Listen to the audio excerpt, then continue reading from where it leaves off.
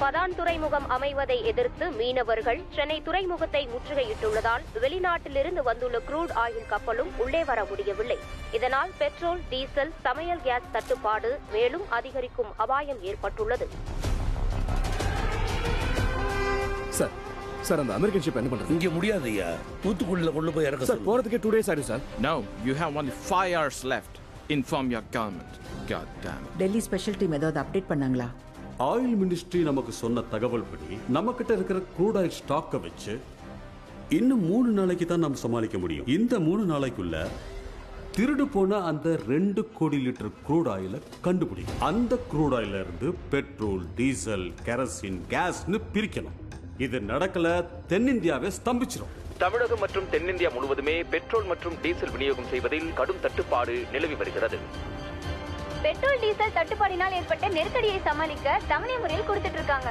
அதாவது ரேஷன் முறையில கொடுத்துட்டு இருக்காங்க. 500 ரூபாய் கோடியா நான் காசு தரேன். 2 வீலருக்கு 1 லிட்டர் தான் போட சொல்லிருக்கு. நீங்க 500 ரூபாய் கொடுத்தாலும் சரி, 5000 ரூபாய் கொடுத்தாலும் சரி, 1 லிட்டர் தான். காருக்கு எத்தனை லிட்டர் போங்க ப்ரோ? 2 மணி நேரமா லைன்ல நின்னு 2 லிட்டர் பெட்ரோல் தான் தரான். இதை வச்சு எப்படி ப்ரோ வீட்டுக்கு போறது?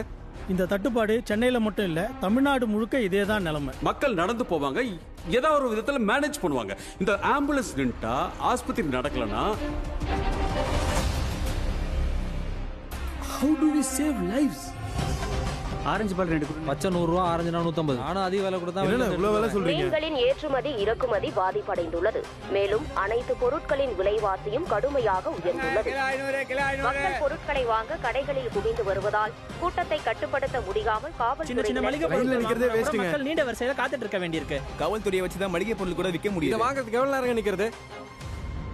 Black market mafia demand increase பண்றதுக்காக அந்த பெட்ரோலை பதுக்குறாங்க. அமைச்சருக்கு தேவைப்படும்னு எடுத்து வச்சேன். பெட்ரோல், டீசல் இதுதான் லாஸ்ட் ஸ்டாக். விட்டுறாதீங்கன்னா அப்புறம் கிடைக்காது. பெட்ரோல், டீசலுக்கு கடும் தட்டுப்பாடு ஏற்பட்டுள்ள சூழலில் ஆங்காங்கே நிறுத்தி வைக்கப்பட்டுள்ள வாகனங்களில் இருந்தும் பெட்ரோல் திருடப்படுகின்றது. மேலும் மீனவர்களின் தொடர் போராட்டத்தால் மக்களின் அன்றாட வாழ்க்கை கடுமையாக பாதிக்கப்பட்டுள்ளது.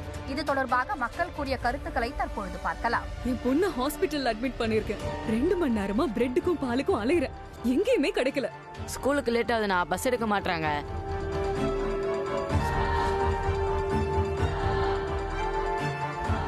அவங்க பண்றது ரொம்ப தப்பு சார். துறைமுகம் வராம தடுக்கணும்னா பதான் கம்பெனி ஏதாவது பண்ண சொல்லுங்க. சாதாரண ஆளுங்க நாங்க என்ன பாவம் பண்ணோம்? போராட்டம் பண்ற அவங்க எல்லாரையும் பிடிச்சி முதல்ல உள்ள வைக்கணும். ஹலோ, ஆமா சார், ப்ரொடெஸ்ட் நடந்துட்டு இருக்கு. பிரஸ் நோட் வரும், ஹோல்ட் ஆன். சார், நம்ம டீம் கிரவுண்ட்ல தான் சார் இருக்கு. Yes sir. இன்னும் எத்தனை போராட்டம் நடத்த போறீங்க? சென்ட்ரல் கவர்மெண்ட் எடுத்து நீங்க ஸ்டேட்ல இருக்கிற மக்கள் எல்லாத்தையும் தூண்டி விட்டுட்டு இருக்கீங்களா? லா அண்ட் ஆர்டர் ரொம்ப மோசமா போயிட்டு இருக்கு.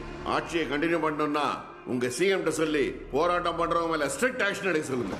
ஐயா அங்க ஹார்பர் வரப்போகுதுன்னு ஃபிஷர்மேன் கம்யூனிட்டிக்கு எப்படியா தெரியும்? நேத்து வரைக்கும் ஸ்டேட் பிரச்சனை, இப்போ இன்டர்நேஷனல் லெவல்ல போய் நிக்குது. இதனால உங்களுக்கு ஒரு பிரச்சனையே வரப்போறது இல்ல. அவங்க சீட்ல அப்படியே உட்காந்துருவீங்க. அவன் என்ன பண்ணுவான்? ஏன் ஆட்சி கலைப்பான்? கவர்மெண்ட் எதிர்த்து ஹார்பர் பிளாக் பண்ற அளவுக்கு ஃபிஷர்மேனுக்கு தைரியம் வந்திருக்கு சார். ஊர்ல எந்த பிரச்சனைனாலும் ஆளா வந்து நின்னுறாங்க சார். உயிரை முதலீடா வச்சு கடல்ல இறங்கி தொழில் பண்றவங்க சார். அவங்க யாருக்கும் பயப்பட மாட்டாங்க. In order to end this protest நம்ம ஏதாவது அதிரடி ஆக்ஷன் எடுத்தாலும். அதிரடி ஆக்ஷன் எடுத்துட்டு அப்புறம் எலெக்ஷன்ல நீ போய் ஓட்டு கேப்பியா? I am sorry sir, right and mean that. Mean இதோ பாருங்க, இந்த பிரச்சனைக்கு முடிவு கட்டணும். ஆனா மீனவர்களுக்கு எந்த பாதிப்பும் வரக்கூடாது.